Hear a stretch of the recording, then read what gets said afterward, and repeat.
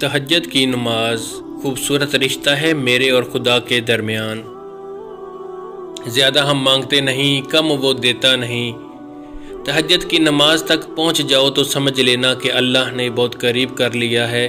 تہجد کے وقت اٹھنے والا انسان بہت خوش نصیب ہوتا ہے جو اللہ رب العزت کی بارگاہ میں حاضر ہوتا ہے۔ اپنا بستر چھوڑ کر تہجد محبت کی تکمیل ہے، اللہ سے محبت کی تکمیل۔ باقی نمازوں میں انسان اذان کا انتظار کرتا ہے اور اللہ کی پکار کی جانب جاتا ہے، مگر تہجد کے لیے انسان پکار کا انتظار نہیں کرتا، بس نیند سے غافل ہو کر تڑپتے ہوئے دل سے اللہ کی جانب سسکتے ہوئے دوڑا چلا جاتا ہے۔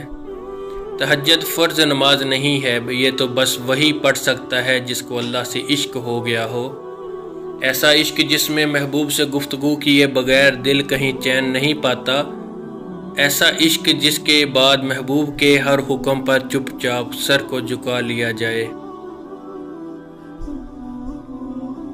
تہجد اللہ کی لاڈلی عبادت ہے، اس تک لاڈلے بندوں کو ہی رسائی دیتا ہے، کبھی کسی کو غم دے کر اور کبھی کسی کی راتوں کی نیند اڑا کر وہ اپنے پسندیدہ بندوں کی آواز سننے کے لیے پکارنے کی بہانے بناتا ہے۔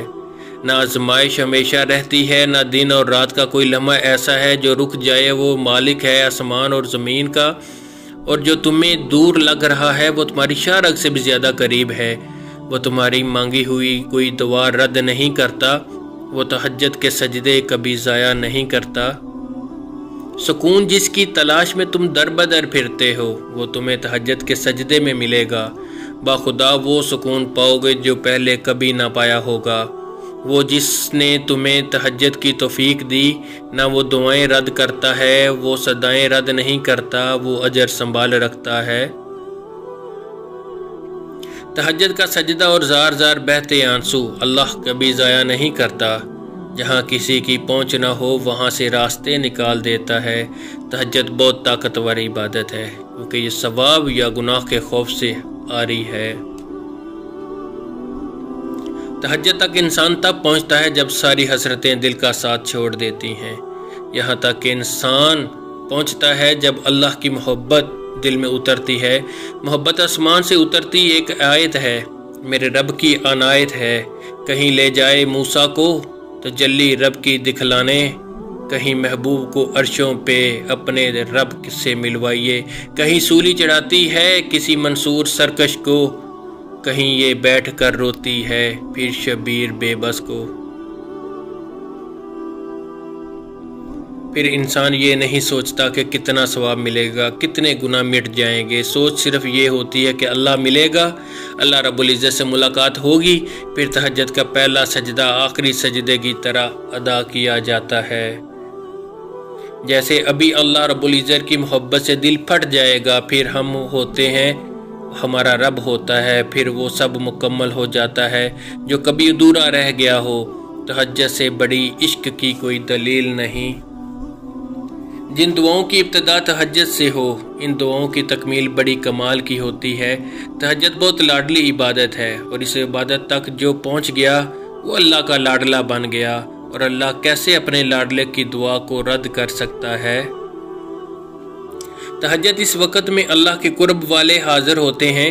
یہ عبادت اللہ کے لاڈلے بندوں کو نصیب ہوتی ہے جن سے اللہ محبت کرتا ہے، ان کے نصیب میں تہجد کا سجدہ لکھ دیا جاتا ہے۔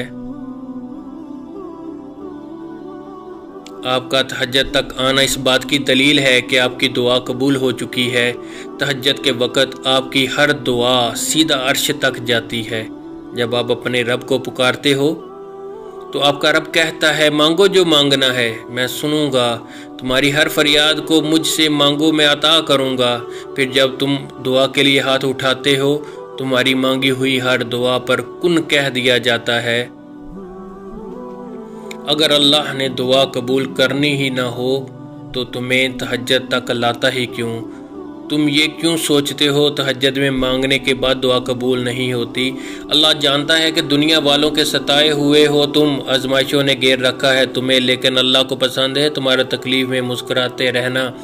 اسے پسند ہے تمہارا ہر بار یہ کہنا اللہ دعا رد نہیں کرتا۔ اسے پسند ہے تمہارا یہ کہنا مجھے یقین ہے معجزے آج بھی ہوتے ہیں۔ تہجد بے چین دل کے لیے راحت ہے، تہجد ٹوٹے ہوئے دل کے لیے زخموں کا مرہم ہے، تہجد بے چین روح کا سکون ہے، تہجد اللہ سے محبت ہے۔